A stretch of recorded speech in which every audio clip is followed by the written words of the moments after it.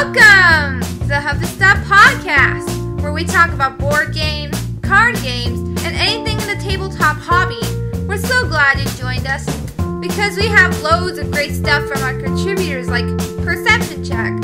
So sit back, relax, and join our show. And here we go!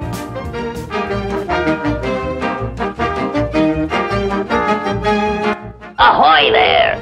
Anybody home? Hi, you're here again? In this episode 15 of the Huff-N-Stuff podcast, we're going to compare and contrast your hatefulness to, let's say, Santa Claus? Okay, I'm just pulling your leg. But we're really going to compare and contrast two board games, Forbidden Island and Forbidden Desert. Won't you join us? Because if you don't like the board game topic, I'm sure that Perception Check's RPG or the Game Detectives will. So like Elise said, sit back, relax, and enjoy. I've seen enough. Let's get to the bottom of this. Welcome. This is episode 15. Forbidden Island, Forbidden Desert, and how they compare today. Yep, that's what we're going to talk about. We're also going to be talking about Word of the Day, Video Game Detectives, Perception Check, and Off Topic, getting really angry in gaming. And that could be for video games, that can be for board games. But before we do all that, let's get started.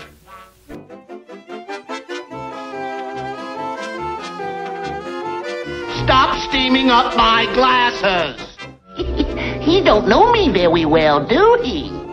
Hey guys, now it's time to talk about what we've been playing recently. And that's right, Elise. Now we're on to what we've been playing. And today we are joined by some guests, Stephen. We have Elise, my daughter, who is going to talk about what she's been playing, and her friend Tabatha. Welcome, guys. Why don't we just get started? Elise, you would say that you liked Love Letter because of why? I think you were telling me about why, but tell me again. What was about Love Letter that you liked? I liked how we had to not tell that we're a princess, because the princess is not to be shown at the game at all times. Okay, so you're saying it was a bit of bluffing going on, right? Yeah. Okay, so let's move on to you, Tabitha. What was a game you had played recently? Robinson Crusoe. Robinson Crusoe. Okay, and you and I had sat down and played that. You had never played anything quite like it. So what did you think about it? It was pretty good. There was a bit of confusion and somewhat difficulties. It is a difficult game. Yeah. There's no question about it. Even Steven thinks that, don't you? Yes, we talked about that on one of our previous episodes. Yeah. So yeah. We had you're not alone in that, Tabitha. you're not for sure. But otherwise, besides the negatives, the art was beautiful. There's challenges to face, which was not too hard, and also there were unique characteristics. Right, that part I think in the game is really cool in that you can customize your character in a way. Not a lot of customization, but a little bit. Yeah. And that part's kind of neat. So it does give you... Did you feel like there was a flavor to that game? Yes. Now, what another game you played recently? I played Letters from Whitechapel. Now, what did you think of Letters? Well, it was long and frustrating, confusing. It was long. Yeah, it was very long. Yeah, had a lot of patience, but there were interesting turns, attention to detail, and a good storyline. Now, tell me, just off the cuff, what was something that you really enjoyed about it? Because I know there was some downtime in that game. Yeah. How, Jack would change his course if the detectives were getting too close to So him. you like that? Mm-hmm. Oh, okay. Because I would think it'd be kind of frustrating if you wanted a detective. Well, it gives, flavor to the game. Gives flavor? Okay. Mm-hmm. And what did you think about all the components and artwork and all that? I thought it was beautifully done. Yeah, it's kind of interesting how they actually have, actual blood on the board. Yeah, that artwork was... or whatever. Yeah. Yeah, it was kind of ooh at first, huh, when you saw it? Yeah, okay. So, what do you think, Steven? What is something you've been playing recently? Well, I've been playing a couple games, but one of them that we've played a couple times recently is Bonanza, a nice little filler game. It is a filler game. I've liked it. The couple times we've played, it's a really fun little filler, as simple as it is. And we've had this discussion before that I admire simplicity when it comes to game design. And for just so to overview really quickly, you get a hand of cards, and all the cards in Bonanza, they're beans, different types of beans, and it's goofy little cartoony artwork. Like the garden bean is a bean like plowing the garden, or the black-eyed bean has a black eye. Yeah, the artwork's kind of fun. It's a fun. Yeah, the design is pretty fun. Yeah, they're like cartoons. So you have your hand, and it has to stay in order, and I think that's a really interesting mechanic. I know the first instinct for anyone when they play a card game is they want to reorder their hand. Right. However, to fight that was a little interesting the first time I played. But aside from that, when you have to plant and then you're trying to get all certain of one type or two types, because you can only plant 2 fields initially, and then to have to play around and reorder your hand by trading cards away and things like that. It's a really interesting mechanic. There's so much interaction with your other players. Yeah. You can't be... It's kind of like parts of Catan. Like, you can't just take cards and sit there and hold your cards. You really have to trade. You have to try and get on someone's good side, and maybe you kind of convince them that they owe you something, and then you get a good card later on. It's a really fun game. Just the interaction is the absolute best part of that. Well, we played it on Thursday night again at the game store at Imperial Outpost. I'm sorry, I'm blanking out there for a second. And what I like about that game is the amount of interaction that happens between players. Yeah. And how, last time I gave you that trade, and so you're negotiating in some regard. And at first, when Jenna, my wife, first proposed getting this game for the family, I was like, oh my gosh, can't stand the artwork. I didn't like the cartoons. I mean, they're fun. Yeah. But I'm like, it's in a game, and I can't, right? So, but after I got over that and I tried it a few times, I was like, wow, this game is really good. If for a filler, actually, it's not even a filler game. It's just a card game, but we play it as a filler. Yeah. You're supposed to have that deck, and once you get through the deck, the game's over. But you do that 3 times in a regular game. We don't do it like that because we don't have enough time usually. Yeah. So I just say one deck, and we get through, and so we get to play something else. Okay. But it works okay that way too, as a filler. I'm glad you had a good time with it. Now, what is another game you've been playing there? We played, now this was actually, I played at Comic-Con together, the gaming section at the Phoenix Comic-Con. We played A Touch of Evil. Okay. And I had a blast with that. It was a fun one. I love Touch of Evil. Yeah. It can be played cooperatively. We played a game that the individual was running it competitively. Right. So you don't really, I guess it's not so much competitive as multiple characters kind of going on their own business. I didn't feel so much that I was competing with anybody because you don't really have any ability to affect their turn. At least what we played, nothing came out that gave us the ability to affect another player or something of that effect. So I guess it wasn't exactly competitive in that sort, but it was essentially whoever could get to the boss first and fight the boss and win would win the game, and nearly had it, I'll say. And we had a brand new player that was there that evening, had never played the game before, and she won. So that was great. Yeah, she did good, and she was a real sweet girl. She was happy and positive, and we had a great time, I think. I mean, I don't know about you, but I had a great time with it. I enjoyed it thoroughly. Yes. Every time I play that game, I still say, out of that genre, the horror genre, it's my favorite. My brother has it. My only thing about it that I don't like is the photographs that are in the game. Flying Frog often has with the photographs, although they melt away once you play the game. Yeah. When you're playing it and you're focusing on gameplay and interacting with other players and all that, you don't think about the photographs so much. That board that has the old map-looking ink on it, it's just beautiful. I love that map. Mm-hmm. I mean, and then the individual running the game was talking about an expansion. Is it out, or are they working on it? They have 4 or 5 they have the expansions that expand the map and just add on. Right, it just adds to it. That's gigantic. That's really neat. That it's more or less what's the word? Modular. A modular. Yeah. That's a neat concept, and it looks great. It really does. One of the things that is kind of negative about this game is sometimes it can be anticlimactic. Once you capture or kill the head guy, it seems like, oh, it's over. Okay.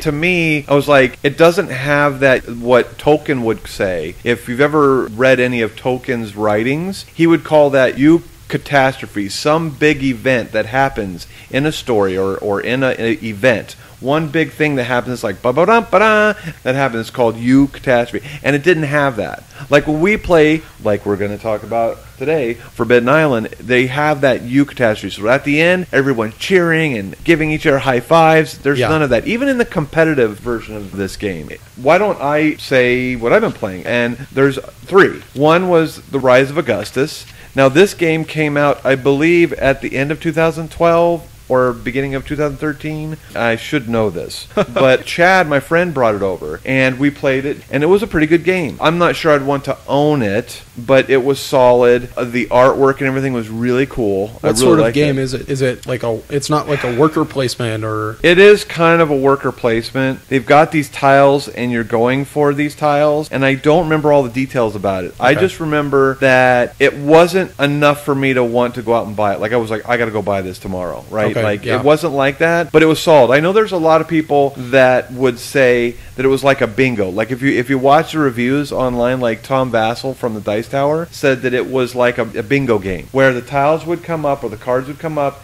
and then you got X, Y, or Z from the card, and that would go into your stash. Okay. And then you could use that to go buy other tiles inside, or maybe they're cards, I can't remember exactly. It was very good. Artwork was clean, it was fast, the rules was tight.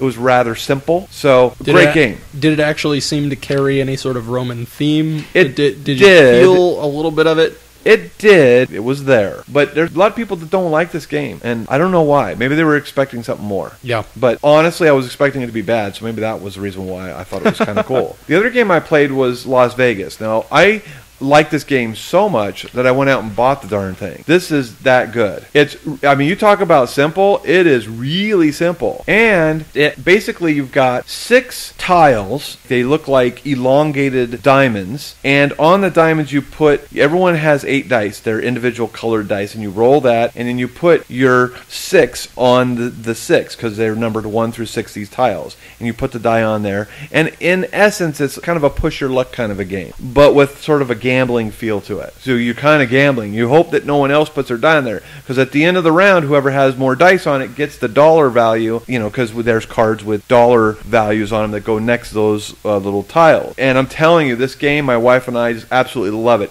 If you're looking for a filler game that can play anybody, non-gamers, gamers alike, I think my parents could play this. I think my grandparents could play this. This is an absolutely amazing game. It's called Las Vegas. It's a German game. I can't remember the name of the company. But if you're looking for a great filler game that has dice, it really does feel like I'm at Vegas when I'm playing it. It's cool in that regard. We're getting a lot of high praise here from Rob, folks. Oh, I love it. If you Take it to the bank. Okay, so with that, that's what we've been playing.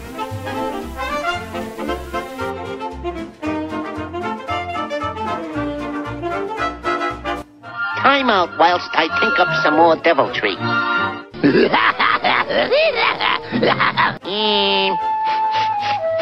What's cooking, Doc?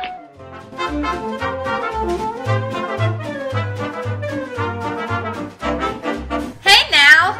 We got something new and exciting for you guys! Yo! Video games are off the hook!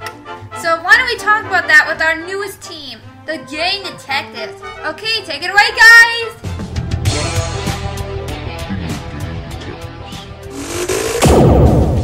Welcome to the Video Game Detectives. Today I got my street crew, the Meep. Yeah. Say hi, Meep. Hello, world. And today she's here to tell us a little bit about what she's been playing lately, the new hotness on the streets, on the Xbox 360, free gold downloads. What have you been playing? I've been playing Dust and Elysian Tale. Dust and Elysian Tale. Yeah, so I forget to pronounce it. That's how. You're going to be learning about Greek mythology soon, right? At school? Okay.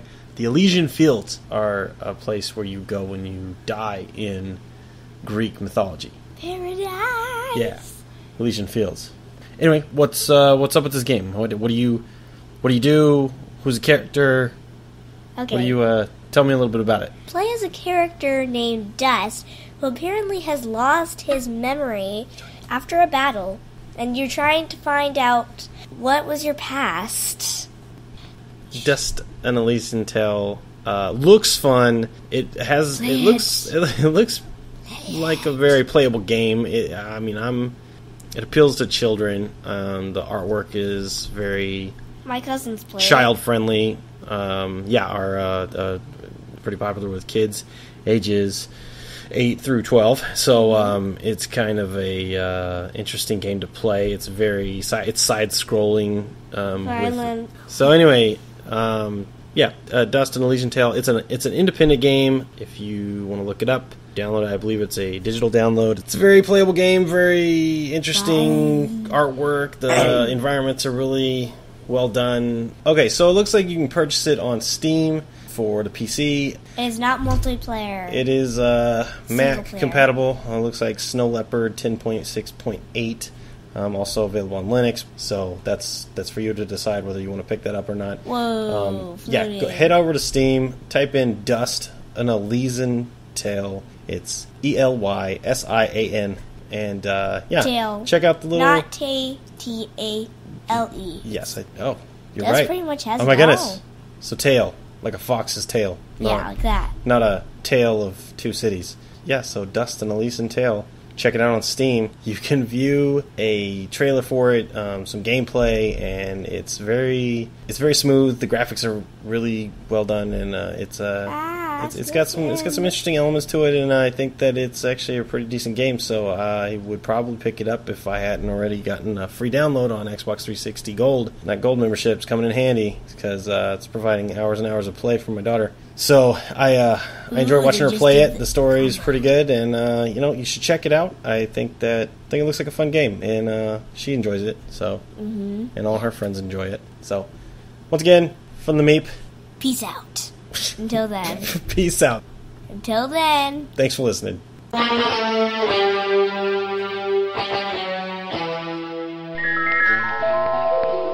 You've been listening to the Huff-N-Stuff podcast.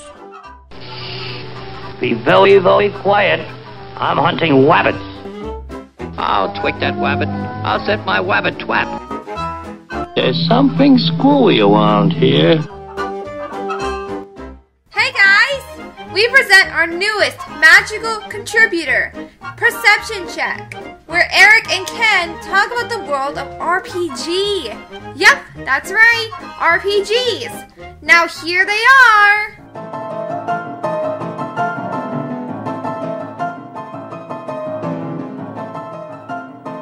Hello, I'm Ken. This is Eric. And we are Perception Check. Today we are going to be talking about the art of DMing. Now this is something that it's very near and dear to me because as much as I love playing in a role-playing campaign, I enjoy DMing it just as much because pretty much it's almost like you're the film director. You're giving everybody everything that they need to do whatever it is that they want to do. And because of that, it's something that's to me is important, but it's important to be able to do it right. I mean, there are good DMs, there's great DMs, but there's also very, very bad DMs, and it's almost just the little subtle things that make the difference between the two. Well, I would say, think of it, there's good movies, there's bad movies. The good movies have characters you can attach to.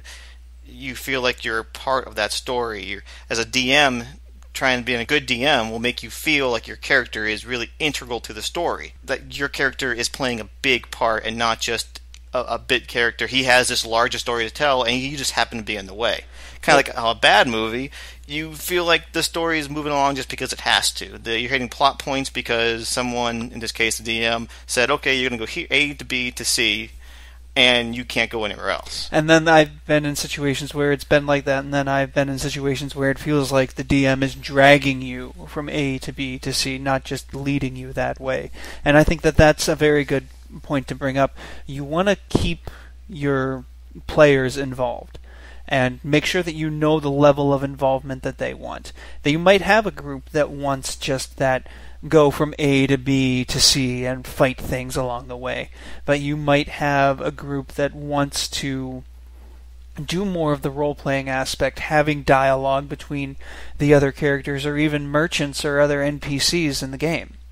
And that's just something you need to know your group, I guess. Oh, absolutely. Yeah, some of the best games that I've played or I've DM'd is when I know my group. There's been no new players that I wasn't familiar with, so I knew how they played, I knew what they expected, and I could play against that.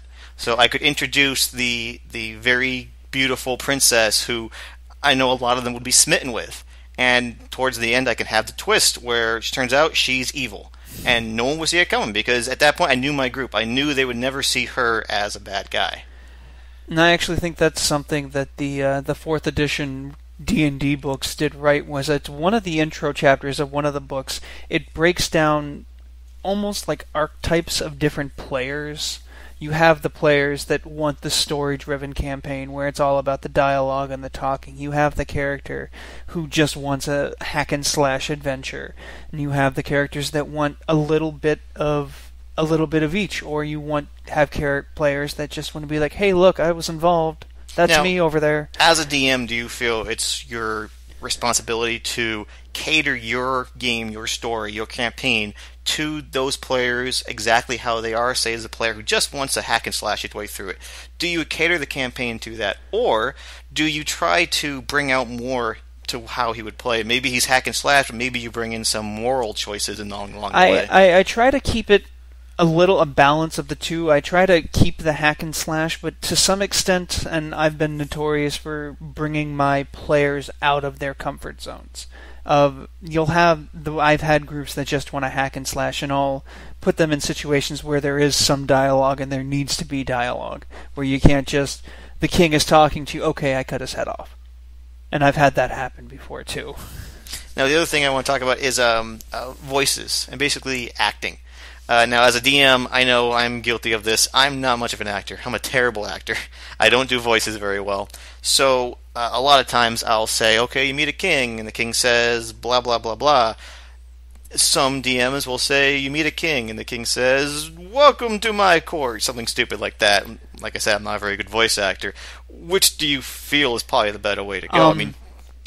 I think it depends on the person who's DMing it. If you can do the voices and you want to do that, it really does immerse your players in the setting more. But you really got to know how to box your way. A great example of that is Chris Perkins. He's a big guy at Wizard of the Coast, does D&D. He does the Penny Arcade D&D podcasts and videos like I talked about much earlier. But if you ever want to see a DM who really is on his game all the time with voices, really drawing players in, even the audience, he draws the audience in, not even playing, Chris Perkins is probably the gold standard, I would say, for DMs. Okay, as a DM, pretty much you have a set story. Now, a lot of times, you may even want to say, okay, well, this is a completely open world. You guys can do whatever you want. But even in that setting, as a DM, you'll have an idea about where you're going to go, where you're going to take these characters. Now, what if, say, you have an idea for them, they're going on a trek to some castle somewhere, some keep somewhere. But then suddenly, well, they get sidetracked. And maybe something you do, maybe they decide to go another way. Now, do you try to be like, okay, well, this happens and it takes you back to this path? Or do you let that go and just be like, okay, well, this campaign is going this way now? It depends on the situation. I try to always have a backup plan, and then a backup plan to the backup plan, and then kind of a, oh my goodness, why are they doing this kind of plan. All that may eventually lead back to where they want to be. But I've had situations come up where I just am like, you know what, we're going to go with this. I've had it happen where I've had players, they show up later than they were supposed to because they got distracted and there were barbarians being hung in the square of the town for some reason. So instead of trying to figure out why they're being hung, they decided, you know what, they're barbarians, we're barbarians, we're going to rescue them. So I had to completely and totally change the campaign because that happened. I think that's the best kind of DM, is a DM who can think on his feet like that. He's not set, he has a narrative in mind, but he can change the narrative on a dime. I played a Shadowrun game where the whole goal of this campaign was to rob this bank. However, the players ended up hating each other, not the characters, ended up hating each other, and it turned into a player versus player bloodbath. And it could completely destroy my campaign, but it was a completely memorable experience because it turned into this great, almost like slasher film, where this monster troll was hunting all the other players in the group. Now, see, the way you explained it first, the first thing that came to my mind was like a cyberpunk version of Reservoir Dogs. It was sort of like that, yeah. I could see that. That would be a very interesting situation. Although, would they all fight over who was Mr. Black? Better than Mr. Brown. Then there was Mr. Pink, who was the only professional. Another thing that's kind of important, I feel, is being prepared. Nothing worse than when a DM comes to the table. Everyone's got their characters ready, they're all set, and the DM's like, okay, well, let me look through here. You guys, I guess, are at this place, and hang on, I gotta find something else on this page. As far as being prepared goes, for me, I know where they are and what they're doing, but I don't want it to be like I have the whole campaign written out right in front of me, because not if, more when you deviate from the path, because it's gonna happen. You have to be able to work with that. And I've been in situations where the DM wasn't ready for someone to go off the beaten path, throw their notes in the air, and just walk away.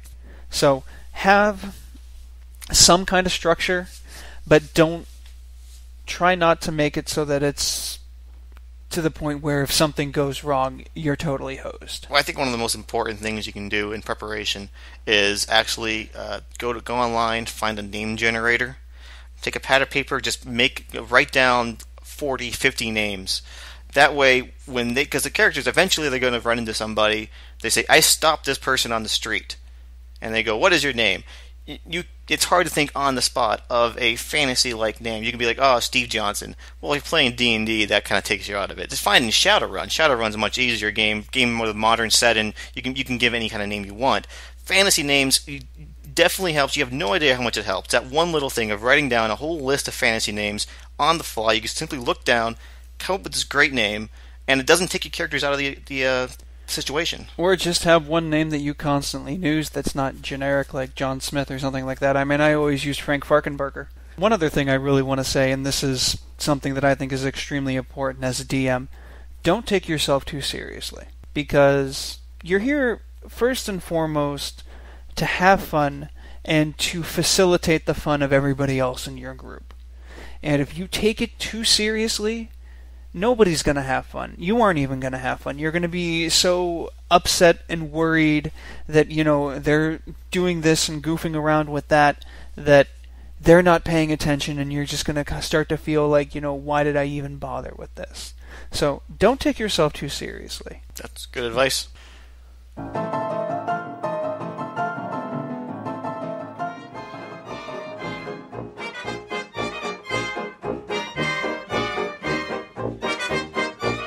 You better say your prayers, you flea-bitten varmint! I'm gonna blow you to smithereens! Thumperin' Podcast! And now, it's time for Word of the Day. That's right, Elise. What's the word of the day? And the word of the day today is called tipping point. I know it's not the word, it's more like a phrase. Now, tipping point is kind of a new one. I just heard about this recently. I was listening to the Dice Tower, and they were talking about tipping point games, and I was like, let me just say the definition. I had a hell of a time trying to look this up and find this on the internet, because, like I said, it's kind of new. Basically, tipping point is much like in a game of Splendor. You decide where that the building stops and you start making victory points. So example, in Splendor, you can go and get tiles or cards that will actually help you get victory points. So I know there's games like, I think Stone Age is like that as well, where you're building, you have to go get the material in order to get those tiles on the bottom, right? That is what's called tipping point. At what point do you stop getting material and you start getting the actual victory point? That's the difference. Okay. Have you been able to witness this at all, Stephen? I guess I was struggling to comprehend exactly what this is, and I guess maybe it's my limitation of certain genres that I haven't played. But when you said Stone Age, like, that really jumped out at me, that a lot of the worker placements are in that sort where you're trying to get materials, and then if you wait too long to start putting in for those cards or those building tiles, if you wait too long, it's gone. Right. And you have one shot And if you're too early or too late, like, you might not be able to keep up. If you start going after those too early, maybe you don't have enough, you haven't gone for enough workers or something in Stone Age to be able to, in the long term, compete with people that wait a little longer. But if they wait too long, then you don't have enough time to catch up to anybody that did find that sweet spot. So, no, that makes sense. Right, and I guess this is kind of tricky because it's kind of a hidden, and what I mean by that is that it just kind of happens and we don't really think about it. So it's like, when do you do that? Producing, really, to actually go purchase those victory points. In essence, that's what's happening. You're taking what you've done in action A to purchase B to win you the game. Tipping point, it happens, I think, in more games than we realize. And that is the word of the day. I see there, told you I was a pig.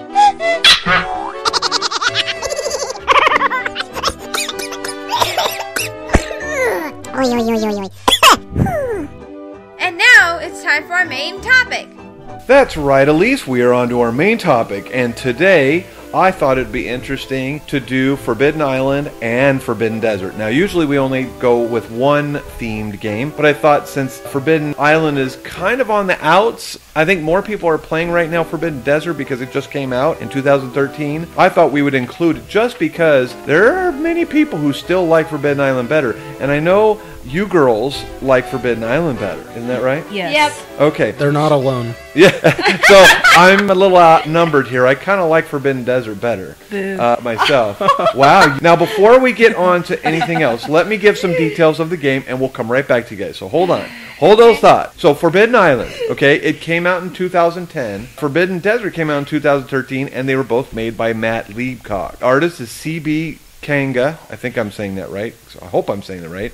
I think the current producer is GameRight, although it's been produced by many different game producers. Is your version? Mine's a GameRight. GameRight? Okay, yeah, mine is too. This game is best with 3+ players. Now, on the websites, it says it's best with 4 players, but I think it could be played with almost any players, really. I've played a few 2-player games, and it's not that difficult because with the motions of the games, we'll talk about it later. Okay. It happens after every turn, so it works well. It's considered an adventure card game, a tile game, a cooperative game. The components are cards, tiles, although they have other little pieces with it, but that's the majority. Playing time is anywhere from 30 minutes plus. Well, that 30 minutes means you just lost. The ages, I would say, to be 10 and up, although I would suggest that the 10-year-olds have to be pretty sharp because I think it's a little complex, especially for Forbidden Desert. Let's go over the awards. The awards it has gotten, and it's got a ton of awards, and we're mainly talking about Forbidden Island on this one. Forbidden Desert, I don't think, has gotten any awards yet. That's because when it came out, it was so unique. First one was Golden Geek, Best Board Game and Artwork. 2010 Golden Geek, Best Children's Board Game. I don't know I would call it a children's game. I would call it more like a family, more than a child's game. But 2010 Best Board Game winner. So it was nominated, and then it won.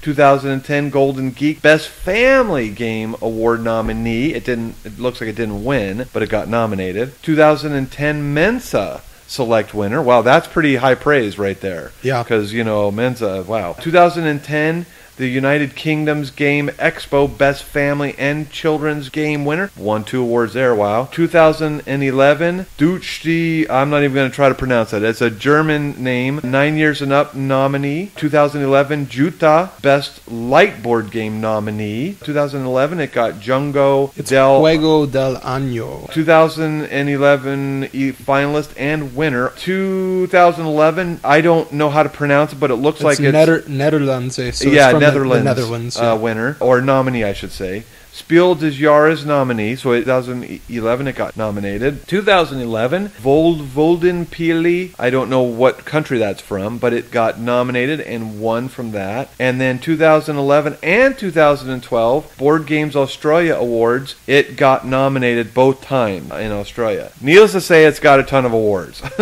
Now, before we move on, the mechanics are a point-action allowance system, cooperative play, grid movement, hand management. It has a modular board, of course, because of tiles. It has a pick up and deliver system, set collection, and variable player powers, and that basically means that each player has certain special skills, okay? So, let's get back to it, because when I first had said between the two, there were some groans over here to my left. So, okay, you got to back that up. Why groaning? Well, Tabatha, go ahead. Forbidden Desert was a little bit complicated, but You thought it was too complicated. a little. A little too complicated for you. Okay, now tell me, I know you have more things that you're not quite sure about, and tell me what are those things you're not sure about. Talking about Forbidden Desert, right? Okay, so what else did you not think was as good? Well, it's just like when the sand was piling up in one area of the desert, Right? you have to, like if there's a treasure or something under that, you have to worry about that while you have other things going on. So you're saying there's a lot more going on in the game. Yes. Than there would be. But you had mentioned something about simplicity. Yeah. I find a lot of... I'm very impressed by simplicity. Achieving a great game in as simple of mechanics as possible means a whole lot to me. I consider that the best work of art when it comes to board games. And I mean, so whittling down all that minutia Yep. and getting to that real core gameplay, I think is really cool. And right? I think that's why Forbidden Island, for me, stands out so well. I don't dislike Forbidden Desert. It's definitely a very good game. I'd even say a great game, in my opinion, from the couple times I've played. But I love Forbidden Island. Agreed. Because it is so simple and so easy. So, okay, now you said agreed. Why did you say you agreed? Because you're saying that you agree with Even's thought about simplicity, right? Yes. Okay, Elise, let me ask you this. You, I think, like Forbidden Island better. I know that when we play, you're over there going, oh my gosh, and you're over there in the corner holding your face. I get stressed out. You get stressed out. I think what you're saying, tell me if I'm wrong, is there's a level of tension to Forbidden Island, right? That Forbidden Desert may not have. Maybe it has a little bit of it, but not on the same level, right? And why do you think that is? Because Forbidden Island, you feel like you're really gonna sink on the island, and you have to make sure that all the islands are not. You mean all the island tiles? Yes, the island tiles are not turning into water. Yeah, with all the treasures. Yeah. All the treasures, because what's going to happen if they turn to water? We'll lose the game. You'll lose the game because ultimately you got to pull those tiles out. It doesn't happen with the desert game, does it? All the sand just piles up. It doesn't go away. It stays there. And you could technically ignore those sand, right? Yes. Yeah, where you can't ignore it in Forbidden Island. Well, yeah, you can't really ignore the last time we played a couple times now. In one particular game, we did get to where there were only 3 sand tiles left, and in the Forbidden Desert, if you run out of those sand tiles, you lose. You get buried by the sand. Yeah, but there's quite a bit of them. So there are a lot. So technically, you could kind of ignore quite a bit until you could just focus on... Because once you've revealed some of those tiles, because in this game, there is exploration going on. Yeah. Whereas there's not exploration in Forbidden Island. Yes. And I know exploration calls to you, Rob, so... I love it. I love that. Does that add a lot for you with this game? A little bit. But my point is that's not the focus of the game. Yeah. Like when you're in Robinson Crusoe or Mage Knight. Mage Knight has this distinct exploration involved with that game, and that's where something that really appeals to me. This game doesn't have it so much. I mean, that's not the focus of it. I could take it or leave it, really. Okay. And that's why Forbidden Island, it's not needed, right? I mean, it's just that exploration is not... Okay, so let me ask you this, Tabatha. What do you think about the components in both games? Do you like them all? Yes, like how the creator crafted each unique piece to make it its own attention to details. Yeah, I kind of like the artwork better there, but I'm not a big steampunk fan, and this game has steampunk style to it. Sort of, yeah. Well, the thing is with the Forbidden Desert is there's just sand everywhere, but in Forbidden Island you've got different buildings and areas in Forbidden Island. Like the tower and the gates. Okay. I wonder if maybe the big difference is the fact that they're named in Forbidden Island. That is neat. You feel like, oh my gosh, that place is sinking. And in Forbidden Desert, they're just... A lot of them have some interesting structures on them, as far as the artwork goes. Sure. That you've excavated, you've dug up from the sand. Yes. Mm-hmm. But when that place is getting covered by sand, you're like, it's just another building, kind of... Or another area. An unimportant area that doesn't need attention. Elise, what do you think about like the artwork on Forbidden Island? Do you think it's kind of cool when you flip the tile and it's like blue on one side? It really does seem like it's flooded, huh? Yeah, it should have been more. I'm just suggesting this. If they're not gonna do it. Go ahead. They should have added drew it looked like it was water, like waves or something on top. Yeah, of it? that would have been cool. Yeah, that would have been neat too. Maybe when they reprint it, maybe they can do that on it, right? Yeah, with Forbidden Desert, they could put a camel on the hills on the sands. Yeah, you can actually see on those little X pieces with the X's. Yeah, it looks sand duny. Right, and they could have possibly done that here on Forbidden Island, huh? Yeah. Yeah, I think that's a neat idea, Elise. Stephen, what do you think about differences in just component-wise with? They're very similar. I mean, the tiles, the cards, they're printed the same. I think they're about the same quality as far as that. The Forbidden Desert, or as far as Forbidden Island, you have the 4 treasures, and they're okay. They're neat little pieces. It's fun to be able to pick that up when you've gone and pulled that treasure. It's very tactile. It does suit that tactile need or want when you're playing games. In Forbidden Desert, I do like the little model of the airship that you're rebuilding. Sure. They've added a little more to it, and it adds a little value to the game. The pieces, I've heard some people say the pieces don't fit as well as they should on it, but you can take it or I leave don't it. think that's a big deal. I don't think so either. I like it, and that's why while I prefer Forbidden Island for its simplicity, and I did say it's easy, I didn't mean in difficulty, because I've played novice games that we haven't won, and often. Yeah. So, the difficulty is not the concern. When I said easy, it's easy to pick up and play and get right into. It's more appealing, I think. Uh-huh. Well, let me ask you two, girls, what did you think about the difficulty level on both the games? Was it too hard, you think? Forbidden Island was quite easy, but the other Was it? Yeah, it was quite easy, because I've been playing it for a while, and Forbidden Desert? Yes. It's kind of... I just started playing that. It's kind of a little hard It is a little harder. Yeah, because with Forbidden Island, I could say an intelligent 7-year-old could probably play it. Right. Yeah, but exactly.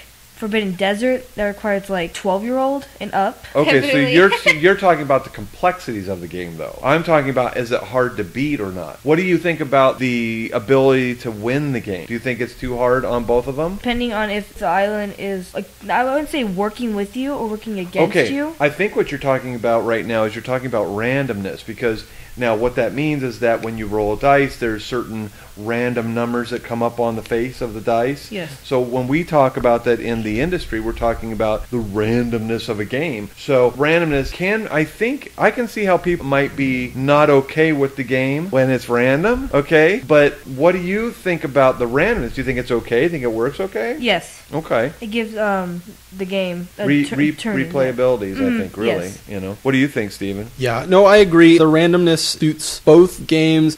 I guess I'm not sure how to identify, what exactly I'm thinking as far as in Forbidden Desert, there's so much more you're keeping track of. Yeah. That complexity. It does actually, the complexity does affect the difficulty because you have to manage your water very well, and the randomness of the positioning of the wells has more effect than you would imagine it should. Yeah. I think most of the times we've played, the wells have ended up being both on one side of the island, and then the objectives we've tried to get to have actually ended up being on the opposite side, and it's far, far more difficult, in that randomness, which is still fun, and it's fine, and it is enjoyable. I mean, it does give you that extra challenge and makes you not get complacent, I think, in your gaming. Right. I think it's suitable on both games. It's not a game changer, I don't think. I mean, It's not something I'm like, oh my gosh, that randomness just screwed us. It happens. It's a quick game, and it's easy. If I got a really bad tile placement or something, because those are random, the tiles. And by the way, I don't think enough games have enough of that modular board. Yeah. I love modular boards. That's the way Mage Knight is, too. You shuffle up the board pieces, the tiles, and you put them down. I love that, because every board is going to be different. Yeah, I agree. One of my favorites, just to mention, is Betrayal at House on the Hill, and the modular, how you pull out the tiles there is different every time. Makes a different house every time. Absolutely. And that's wonderful about these games, is because they are different every single time you play. And that's the positives of the randomness outweigh any negatives, because if it was always the same, you would have players that build an exact strategy that would win all the time. Right. And you can't have that. And I know that there are quite a few Euro games that have a bit of that. Like, people figure out the best strategies. Like, I've heard people talk about Agricola all the time. Like, oh, if you just do this, you just do that, you'll win the game. I've heard people like actually come out and say strategy. The variables, it is determined with the different players that you play. I mean, that's where that changes things. But basically, you're playing the same game every time. Yeah. Whereas when you've got a modular board and randomness, it'll be a different game every time. So I agree with you on that. Now, Tabatha, why don't you tell me this? I know you love this game. In fact, I would say it's probably your favorite game, right? Yes. And she's new into the hobby, which is great. We've got her pulled in here. I'm hoping to get her in some other fun games. Now, have you talked to, like, say, your mom about it? Because I know you and your mom are pretty close. Did you tell her about this? Yes, I've tried to convince her to come over one day and play with it. Right. Play the game. She's like, yeah, I'm busy. But, yeah. We'll have a game night and have her over, and she can try it then. But what did you tell her about? That the island is basically against you, and Yeah. you have to fight it Uh-huh. so you can win. Well, you're kind of fighting. It's true. But you tell her, like, this is the best game ever, man. Did you tell her something like that? Yes. Okay. So, because it's not like a video game, because I know a lot of young people are very into video games. That's Yes. cool. Console gaming and whatnot. But this is kind of a little bit different, right? It's not like your traditional Monopoly or something, or Shoots and Ladders. No, because, like, the difference between a video game and a board game is basically their definition. Board game is, like, you touch it and everything. It's tactile. Yeah. Yeah. While video game is... Now, why do you say this is your favorite game? I mean, we've played other board games. Why do you like this one over the other one? Because we don't have to read like a story to it. Because that's reading a story to a game is kind of makes the game longer. Okay. It's simple. Okay. I think what you're talking about are games like Mice and Mystic, because we played that before. Yeah. And that makes it long, right? It just adds too much to it maybe for you, Yeah. right? So you like what Stephen was saying is the simplicity of it, right? Of Yeah. the game. And I know that you like all the tension and the, oh my gosh, all that part of the game, right? Yeah, but that makes it exciting. That makes it exciting for you, yes. I know that there are a lot of people out in the world that like horror movies. Like they'll go out, like a scary film. Yep. They like that tension. They like that fear factor when you're playing a game. And this has that. I mean, this is not a horror game, but it has that tension. It has that fear, like, oh my gosh, we're going to lose, right? Yeah. There's that. I think that's why you like it. And I think you like, movies that have those things in it. Your right? adrenaline is running. Yes. Okay. I have a quick story. Go ahead. A game, there was a 3-player game. My brother and I and a good friend of ours played a game, and we started it. It was on the novice difficulty, and it came all the way down. We were getting 5 flood cards out every round at the end of every person's turn for Forbidden Island, and it comes to, there was 2 cards left in the flood deck. And it was a 50-50 chance whether or not the island tile he needed to cross to get off of the island was going to be there. We were sweating, going, you flip the card. No, you flip the card. I don't want to flip the card.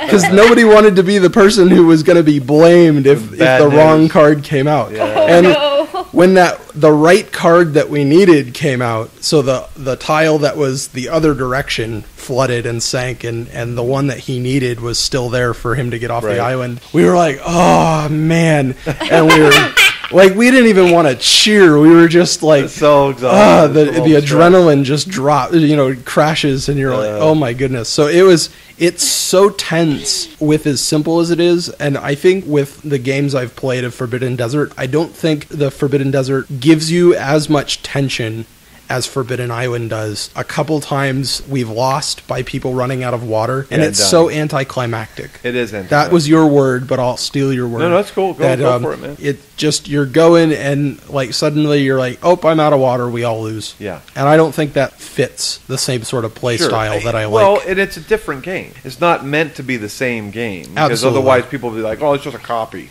Yeah. So, of the last, But that is our review of Forbidden Island and Forbidden Desert. I would say they're both very good games.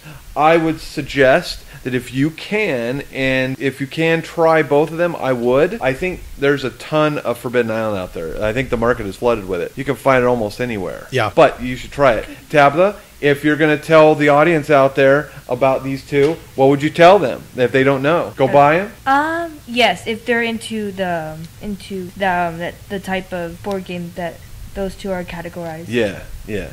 Elise? Just go buy it tomorrow? Yeah. I should talk now.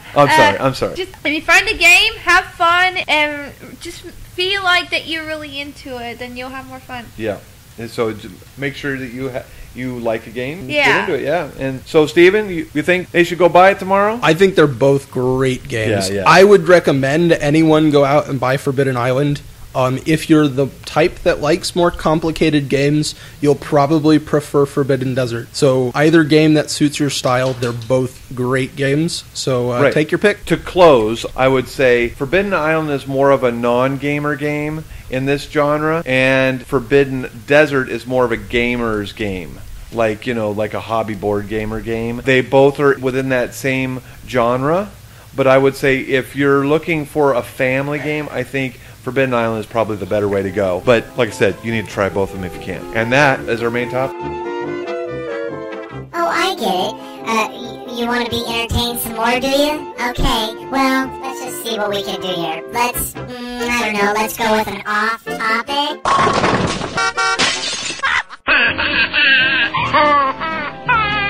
Today we're going to talk about rage in game. And I thought this would be kind of interesting because everybody, no matter if you're Tom, Dick, or Harry, you've all experienced some form of rage or some form, and I shouldn't say rage, but it's very unhappy people when you're playing a game. Most of the time this happens when things aren't going their way in a game, and generally that's because they're losing. Steven, I'm going to start with you this time. Have you seen this happen in your time with games? I'm sure you have. Oh, I've seen plenty of rage in games. Yeah. Board games, I don't think I've run into as much. Sometimes, we jokingly start shouting at each other if someone reads instructions wrong in Sentinels or something like that. Yeah, well, we joke about Multiverse. that. But no, it's joking, and nobody's really serious. I don't think I've run into a lot of it in board gaming. I don't think I've played with anyone that's so competitive that some people, it's competitiveness. If something's just not going their way and they're just done with the game, if they don't feel that they're still competing. I definitely, as far as video games, if we're going to talk about gaming as a whole, I ran into a whole lot of it. People rage quitting, people that have left gaming guilds and things like that because of disagreements and associations with games. I've seen a lot of it, but I try not to let myself get too caught up in that, but I've seen plenty of it. Sure. Elise, why don't I ask you this? You play World of Warcraft, and I was wondering, how often have you been in a group when you're in an instance? For those of you who don't play World of Warcraft, an instance is kind of like a dungeon. When you get multiple players together and they go into a dungeon in this instance and they are supposed to work together to defeat the boss. Have you seen people really angry in those groups? Oh yeah, I've seen people curse at people at each other. Using bad language. Yeah, and not working together completely. Yeah, and I've seen when I came up, sometimes I came up and saw people were even yelling at you. Yeah, they were yelling at me. Once when I was on my hunter. Go ahead. I was playing in an instance on my hunter character, Nipke. We were in the dungeon where this big boss was. And see the big boss. The door got closed, and then some people started yelling at me and say, "You're not even doing anything. You're not doing your job right?" Yeah, you're not even doing your job because that game is, especially when you go into dungeons, those are really based on good teamwork. If you're not working as a team, people get angry because then you can't finish the dungeon, right? Yeah, he was like, "You're not doing your job right." I'm like, I am. I'm shooting. I'm. So you just try to avoid those people when you're in instance, right? Yeah, I'm just ignoring them. It's your problem, man. Yeah, and that's a way that you could technically, that's definitely a way you can deal with people that are angry, is ignoring them. Although, I'm not so sure how far you can take that, but it's definitely a way to combat it, right? Like ignoring it or whatever. Tabatha, I know that you've probably seen this before, played probably console games and whatnot. Do you have any stories or anything? Well, usually I don't play online because my parents won't let me. But I've seen a close friend of mine, he got upset when he was playing Call of Duty. Oh, yeah. And he was just yelling at the TV, yelling at his friends, and I'm just like, what? Yeah. But whenever I play Alice Madness Returns and I lose at the boss, I'm just yelling at the TV. I'm just Alice, you suck. Yeah. Well, like video games, for whatever reason, are more frustrating because it's just you and the game generally. And I don't think board games have this problem so much because it's generally a lighter feel to the games, right? They're a little lighter. You're interacting with people, and that helps diffuse, I think. I think that's the beauty of a board game in that regard. I know I played Call of Duty 2, and I'm usually screaming at the screen. I mean, swearing like I'm a sailor, okay? Wow. And Jenna's like, why do you play this game? I'm the same thing. You're like, stop yelling. It's you've heard me screaming, right? At the top of my lungs and everything. I just get really frustrated because it gets so competitive, and I had to kind of give up Call of Duty. And the great thing about board games, just let me finish by saying that board games have been really great for me because it's been a more relaxed, more sociable atmosphere. Video games haven't always given me that feel, I agree. There are a lot of people that spend a lot of time in playing video games these days. Yeah. And I used to spend a lot more time than I do now, when I had more time to spend. And I think when people invest that much time in a single game, when something's not going just right, if they need to move on or what have you, it gets more frustrating because you're stuck or for whatever reason. And I know people get frustrated with the time investment if it's not going their way. Board games, I haven't really run into it. Again, you're absolutely correct. It's so much more laid back. There's really not much of a way in most board games for you actually to get stuck, like where you can't move on or something in that effect. In most cases, I mean, there's a couple cases, like we played weeks ago, Twilight Imperium. I know a couple of the folks last week were playing at the shop. There was a group playing the Game of Thrones board game. Sure. And it's one of these cases where even if a friend of ours was backed into a corner in that game, said, I can't win, there's no way I can do anything, I'm just waiting for the rest of them to end, so I'm just doing my turn. Well, it ended up coming back within the next 2 turns before the game ended. He finished second. So there's not so much of a chance in a lot of games for you to get really stuck to where that frustration comes out. Sure. I think maybe in like dungeon crawlers with a long campaign or RPGs and things like that, there's more investment into a single instance or a whole game that people get more emotionally involved if something goes wrong. And I think that's maybe where the difference lies. Yeah, and I do think, though, that because of the competitive nature of games like Call of Duty or games, heck, even like, I don't think I would ever want to get involved with an X-Wing or the Star Trek Attack Wing. I know they've got tournaments for both those two. Yeah. And I know that the tournaments can, push up the competition level and get people more easily frustrated in that. And I would never want to do that because I play board games and these miniature games to have a good time and be relaxed. If I'm getting too frustrated with it, I don't want to play. Now, let's move on a little bit. And how are you going to deal with someone who's angry? This is the other thing that I think about often, is how to deal with people. Because when you're on a computer, I know that one of the things that I've noticed in video games that are online, for example, World of Warcraft or Call of Duty, there's a lot of this, what they call troll type of thing, or being a troll. Yeah. Where people throw out negative comments, or it's overly negative, really, and they'll throw it out there without any consequence, see? And I don't think it happens so much in board games because you're sitting right across from that person. If you're going to say something, you got to back that up, or else you're going to cause a fight, right? Yeah. So I think that how to diffuse situations is a real tough one, and how to avoid those situations. I've avoided it only to give up on video games. Now, when it comes to board games, I'll kind of see if someone's upset.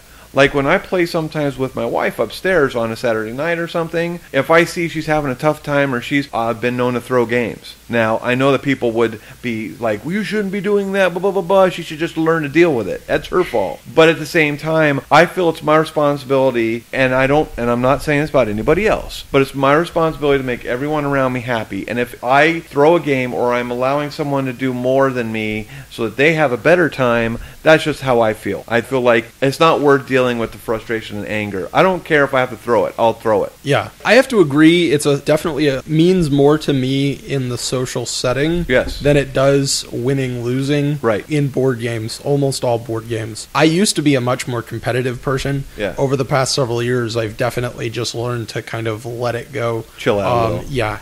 completely. So I think you're right on as far as if there's something it takes a lot of emotional intelligence is actually a term. That's interesting. In psychology. Emotional intelligence is the ability to understand how people are feeling or acting, and then how you can help contain that or react to that.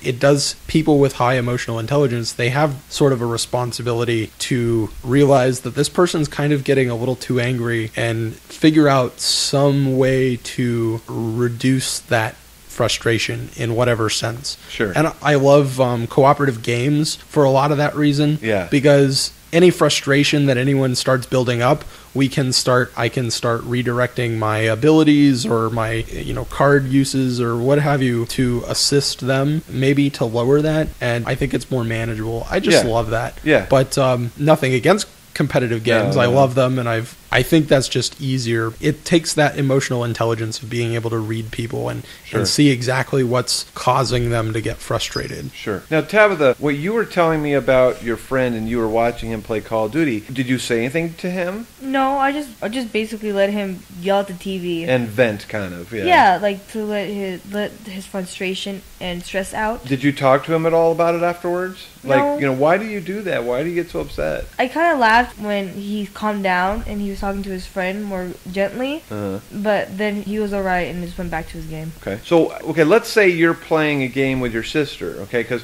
we're all very close to our siblings, and we get more frustrated at our siblings or our loved ones because we know them so well, we feel like we could be more open with them. Well, that often will create friction, and that creates problems in the process. Have you ever been playing with Jasmine and she got really angry when you were playing with her? I suppose so. Like when we play Just Dance and I want to pick a song, but she wants to do another song, we argue. And yeah. Now, do you give so that she'll calm down, like just kind of say, okay, whatever, and let her do whatever, so that it sort of calms, or do you usually get your way? Well, our mom just usually comes in and say, you guys work it out. One of you does your song first. I see. And then, Well, that's good, because then it creates a learning moment for both of you that you have to work things out. That's good. Yes. And in essence, when you're playing a board game, I think that also is creating a learning moment for a lot of people, and they don't realize it maybe. Yes. So we're going to stop it there because we're getting a little long on time here, but we want to thank you for coming, and hopefully you'll come back another time and listen to some more podcasts. Thanks, thank you, everybody. Stephen, and thank you, Tabatha. Thank you for coming by. Thank you for having me. And Elise, thank you for showing up. You usually are on the show, but you're not, just in announcer form. But, if you heard me, leave a comment. Oh, make a comment of just about you, huh? Okay. All right. Okay. On that bombshell, say bye-bye to everyone. Bye. Bye, everybody. Thank you. Now, before you go anywhere, if you would please like us and make any comments below, we would really appreciate that. And we will see you all next time. Thank you for joining the Huff-N-Stuff podcast. We hope you enjoyed listening and hope you can tune in next time. Huff-N-Stuff is brought to you by Southwestern Valley Gaming Group at swvalleygamingsgroup.webs.com. You can visit us on our webpage at huffnstuffpodcast.webs.com. That is HUFFNSTUFF podcast.webs.com. We love to hear from you, so leave us questions, feedback, or just say hi. As always, keep on smiling and game on.